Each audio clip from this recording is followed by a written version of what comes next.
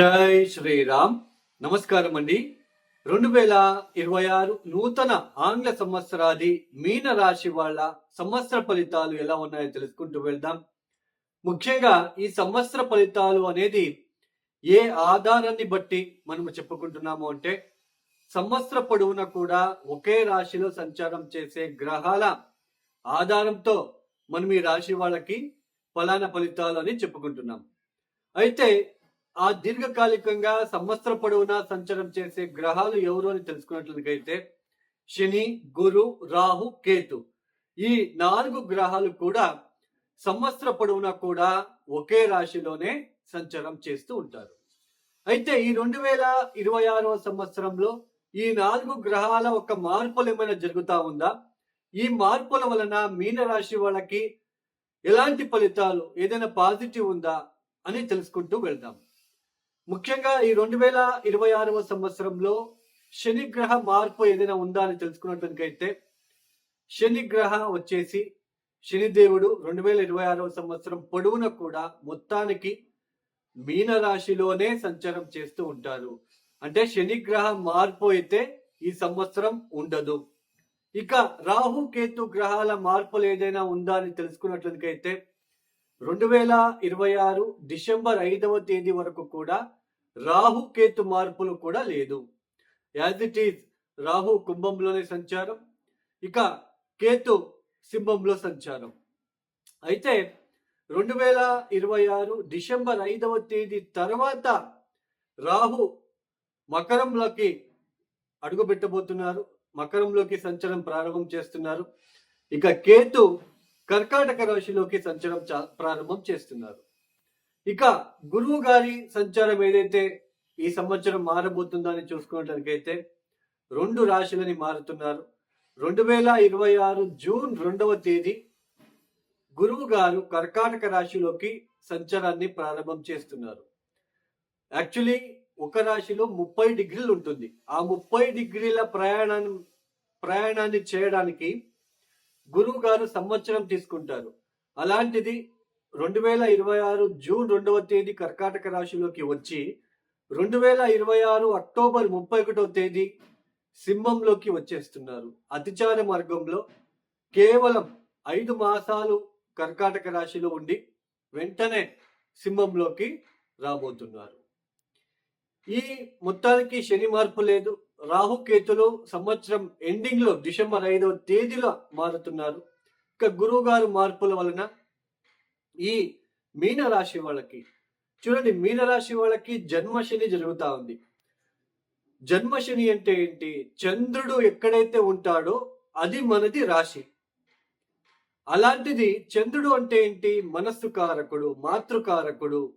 మానసిక సుఖంగా ఒక మనిషి ఉన్నాడు అంటే దానికి ముఖ్యంగా చతుర్థ స్థానము, అలానే చంద్రుడు కారణం. అలాంటి చంద్రుడు ఉన్న రాశిలోనే, చంద్రుడు ఉన్న ప్రాంతంలోనే శని గ్రహ సంచారం అనేది, శని లాంటి కర్మకారకుడు అక్కడ చంద్రుడు ఉన్న స్థానానికి వచ్చినప్పుడు మానసికంగా చాలా ఒడిదుడుకులు, ఇబ్బందులు ఫేస్ చేయాలి. వృథా అపవాదాలు, అవమానాలు, ఉద్యోగంలో చాలా ఒడిదుడుకులు, భార్యాభర్తల మధ్య సఖ్యత లేకుండా ఉండడం లాంటిది. అలానే చుట్టూ ఉన్న అంటే సమాజంలో మీకు అంటూ ఒక గుర్తింపు తగ్గడము, చెడ్డ పేరు తెచ్చుకోవడం లాంటిది. అలానే శారీరకంగా బద్ధకం లాంటిది. కొంతమందికి ఆరోగ్యరీత్యా ఇబ్బందులు. కొంతమందికి ఎందుకని అంటున్నాను అంటే, ఒక రాశిలో లక్షల మంది ఉంటారు, అందరికీ ఒకేలాగా ఉండదు. ఇప్పుడు మీన రాశిలో శని వచ్చారు అంటే మీ జన్మ రాశికి శని వచ్చారు. మీ జన్మ జాతకంలో శని ఎక్కడ, ఆ మీన రాశిలో ఎన్ని అష్టకర్గ బిందులు ఇచ్చాడు, అది చాలా ఇంపార్టెంట్. 0, 1, 2 గనక ఇచ్చి ఉంటే చాలా విపరీతమైన కష్టాలు, నష్టాలు చూడక తప్పదు. అదే 4, 5, 6 ఉంటే కష్టాలు పడుతూ కోలుకుంటాము అని అర్థం. ఇది ఇట్స్ డిపెండ్స్ ఆన్ అష్టకర్గ బిందువులు. అలానే మనకి 12వ స్థానంలో రాహు యొక్క సంచారం జరుగుతూ ఉంది. చెడు వ్యసనాలు, ఇబ్బందులు, అనవసరమైన ప్రయాణాలు, ఉద్యోగ మార్పులు, ఉద్యోగం లేకుండా కొద్ది రోజులు ఉండడము, ఇలాంటివన్నీ మనం మీనరాశి వాళ్ళు చూస్తూ ఉన్నారు. అయితే 2026 జనవరి, ఫిబ్రవరి, మార్చ్, ఏప్రిల్, మే, జూన్ 2వ తేదీ వరకు కూడా మీనరాశి వాళ్ళకి అంతగా బాగుండదు. మానసిక ప్రశాంతంగా లేకుండా ఉండడము, శారీరక బాధలు, ఉద్యోగంలో ఇబ్బందులు, చాలా ఒడిదుడుకులు, ఇంట్లో ప్రశాంతంగా లేకుండా ఉండడం, విద్యార్థులు చదువులో వెనక్కి పడిపోవడం లాంటిది, అలానే ఆస్తి విషయాల్లో తగాదాలు కావచ్చు, ఇంటికి సంబంధించిన విషయాలలో ఇబ్బందులు, గృహ మార్పులు, గృహానికి సంబంధించిన ఇబ్బందులు, ఇలాంటివన్నీ చోటు చేసుకుంటూ ఉంటుంది. అయితే 2026 జూన్ 2వ తేదీ నుంచి 2026 అక్టోబర్ 31 ఈ సమయం ఏదైతే ఉందో 5 మాసాలు మీన రాశి వాళ్ళకి ఎక్సలెంట్ పీరియడ్. చాలా అరుదైన మంచి ఫలితాలు రాబోతున్నాయి. వివేకము, మంచి ఆలోచనలు, మంచి బుద్ధి కౌశల్యము, రావాల్సిన డబ్బు రావడము, భార్య భర్తల మధ్య ఉన్న తగాదాలు తగ్గిపోవడము, అలానే గురువు గారు మీ జన్మరాశిని చూస్తారు. చూడండి, ఈ ఏళ్ళనాటి శని వచ్చినప్పుడు సరిగ్గా పూజలు చేసుకోవడానికి కూడా వదలదు. ఉంగరం పెట్టుకోవడము, ఏదో మనకి సంబంధం లేని పరిహారాలు చేసుకుంటూ ఉంటారు. మనం ఇంట్లో కూర్చొని ఏదైనా పూజలు చేసుకోవాలి, ఏదైనా మంత్రం చదువుకునే వాళ్ళు కూడా వాళ్ళకి తగ్గిపోయి ఉంటుంది. మంత్రాలు కూడా చదువుకోవడం ఆపేసి ఉంటారు, మీరు చెక్ చేసుకోండి. అయితే ఎప్పుడైతే 2026 జూన్ 2వ తేదీ గురువు గారు కర్కాటక రాశిలోకి ప్రవేశం చేసి మీ జన్మరాశి పైన దృష్టి పెడతాడో ఆత్మవిశ్వాసం పెరుగుతుంది, శారీరకంగా ఆ బద్ధకం తగ్గిపోతూ ఉంటుంది. అలానే సమాజంలో మీకంటూ ఒక గుర్తింపు, మిమ్మల్ని ఒక గుర్తింపు లాగా చూసుకోవడము, అంటే ఒక పేరు రావడము, ఉద్యోగంలో ఉన్న ఆ తగాదాలు, ఆ ఇబ్బందులు తగ్గడం లాంటిది, ఆర్థిక విషయాలలో మళ్ళీ అభివృద్ధిగా ముందుకు సాగే అవకాశాలు రావడము, సంతాన విషయంలో ఇబ్బందులు తగ్గడము, పెళ్లి కాని వాళ్ళకి పెళ్లి అయ్యే సూచనలు, అలానే మాతృ సౌఖ్యము, గృహ సౌఖ్యము, మంచి ఆరోగ్యము, ఇలాంటి మంచి ఫలితాలు. బిజినెస్ విషయంలో కూడా ఎవరైతే ఇబ్బంది పడుతూ ఉంటారో ఈ June, July, August, September, October 31వ తేదీ వరకు వ్యాపారాభివృద్ధి, ఇలాంటి మంచి ఫలితాలు మీనరాశి వాళ్ళు చూడబోతున్నారు. చాలా మంచిగా ఉండబోతుంది ఈ 2026 June, July, August, September, October 31వ తేదీ వరకు. మళ్ళీ అక్టోబర్ 31 తేదీ తర్వాత నవంబర్, డిసెంబర్ 2 మాసాలు మళ్ళీ కొంచెం ఇబ్బందులు తప్పవు. మళ్ళీ ఇబ్బందులు, ఆరోగ్యరీత్యా ఇబ్బందులు, శారీరకంగా ఇబ్బందులు, మనక్లేశము, ఇవన్నీ ఉంటాయి. అయితే 2026 ఈ 5 మాసాలు మాత్రం మీరు ఏదైనా ఉద్యోగ మార్పులు చేసుకోవాలనుకున్నా, పెళ్లి చేసుకోవాలనుకున్నా, మీకంటూ ఒక గుర్తింపు లేకుండా నన్ను చాలా ఇబ్బంది పెడుతున్నారు, ఏ రీజన్ లేకుండా నన్ను ఉద్యోగం నుంచి తీసేశారు, ఇలా ఎవరైతే బాధపడుతూ ఉంటారో వాళ్ళకి మళ్ళీ గుర్తింపు రావడము, మళ్ళీ అవకాశాలు రావడము, మళ్ళీ అభివృద్ధిలోకి రావడము, భార్య భర్తల మధ్య మంచి బాండింగ్ పెరగడము,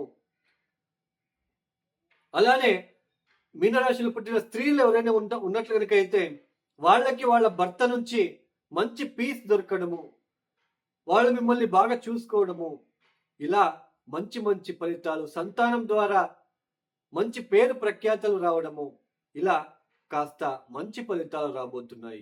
గురువు గారు పంచమ స్థానంలో అంటే కర్కాటక రాశిలో అష్టకర్గ బిందులు ఎన్ని ఇచ్చారో అది కూడా చూసుకోండి. 1, 2, 3, 4 ఇచ్చి ఉంటే అంత పెద్దగా లాభంగా ఉండదు. 4, 5, 6 అంటే 0, 1, 2 ఇచ్చి ఉంటే ఇబ్బందులు, అంటే అంత పెద్దగా పాజిటివ్ గా ఉండదు. అష్టకర్గ బిందులు 4, 5, 6 కనుక ఇచ్చి ఉంటే ఎక్సలెంట్ పీరియడ్. ఈ 5 మాసాలు చాలా పాజిటివ్ గా ఉండబోతుంది. ఈ మీనరాశి వాళ్ళు చూడండి, ఈ జన్మశని లాంటి ఇబ్బందులు వచ్చినప్పుడు ప్రతిరోజు ప్రదోష కాలంలో సాయంత్రం పూట 5:30 నుంచి 6:30 లోపున ఈ శివాలయంలో వెళ్ళి, ఏదైనా పాత శివాలయానికి వెళ్ళి, నల్ల నువ్వుల ఒత్తులని వస్తాయి. నల్ల బట్టలో నల్ల నువ్వులు కట్టేసి ఒత్తిలాగా ఉంటుంది. ఆ ఒత్తులని వెలిగించడానికి ప్రయత్నం చేయండి శివాలయంలో. అక్కడే కూర్చొని ఓం నమ శివాయ ఒక 1000 సార్లు చదువుకోండి జపమాల తీసుకొని. మీరు ఓం నమ శివాయ నేను పని చేసుకుంటూ, అంట్లు తోముకుంటూ, లేదా ఉద్యోగం చేస్తూ చదువుకుంటాను అంటే అది కుదరదు. కూర్చొని ఒక 1 అవర్ ఆయన ధ్యాసంతోనే, ఆయనతోనే మీరు ఓం నమ శివాయ ఆయన ముందు కూర్చొని చదువుకోవాలి. ఇంట్లో పూజ మందిరంలో కావచ్చు, లేదా ప్రదోష కాలంలో ఆ నల్ల నూలు ఒత్తులు వెలిగించి అక్కడ కూర్చొని చదువుకోండి. ప్రతిరోజు ఇది చేయండి. మహామృత్యుంజయ మంత్రాన్ని చదువుకోండి. ఆవేశం వద్దు, కూల్గా ఉండండి. అవమానాలు అపవాదాలు వచ్చాయా పక్కన పెట్టండి. ఓం నమ శివాయ నమ్ముకోండి. కాలభైరవేశ్వర గాయత్రి మంత్రం, కాలభైరవేశ్వరుడికి గాయత్రి మంత్రం ఉంటుంది. ఓం కాలకాలాయ విద్మహే కాలతీతాయ ధీమహి తన్నో కాలభైరవ ప్రచోదయాత్. ఈ మంత్రం చదువుకోండి, ఎక్సలెంట్ గా ఉంటుంది. ఇక ఎవరైతే వీడియో చూస్తున్నారో లైక్ చేయండి, షేర్ చేయండి, సబ్స్క్రైబ్ చేసుకోండి. అలానే ఎవరికైనా ఆస్ట్రాలజీ కన్సల్టేషన్ కావాలంటుంటే డిస్ప్లే అవుతున్న నెంబర్కి నేరుగా కాల్ చేయండి. ప్రాబ్లమ్స్ చెప్పుకోరాదు. మీరే మీ ప్రాబ్లమ్స్ అంతా జ్యోతిష్యుల దగ్గర చెప్పుకుంటే ఇంకా జ్యోతిష్కం ఎందుకు? Just date of birth, timings ఉండాలి. వాళ్ళు చూసి మీకు ఇలాంటి ప్రాబ్లమ్స్ ఉన్నాయి, ఇలాంటి చిన్న చిన్న పరిహారాలు చేసుకోవాలని చెప్పాలి. ఉంగరాలు, బొంగరాలు, రుద్రాక్షి మాలలు ఇవన్నీ వేసుకుంటే మన జీవితాలు మారిపోతాయి. This is completely I hate this word. నేను దీన్ని నమ్మను, ఖండిస్తాను. ఓం నమ శివాయ చదువుకోండి అంటే చదువుకోరు. ఒక ఉంగరం పెట్టుకుంటే ఎలా మారిపోతుందండి? మీరు ఒక సంవత్సరం పొడవునా ఓం నమ శివాయ వదలకుండా రోజు జపమాల తీసుకొని 10 మాలలు తిప్పివేయండి. 1080 టైమ్స్ అవుతుంది. 108 into 10 times. దాని ఫలితాలు చూడండి. ఇక సర్వే జనం సుఖినో భవంతు. ధన్యవాదములు. జై శ్రీరామ్.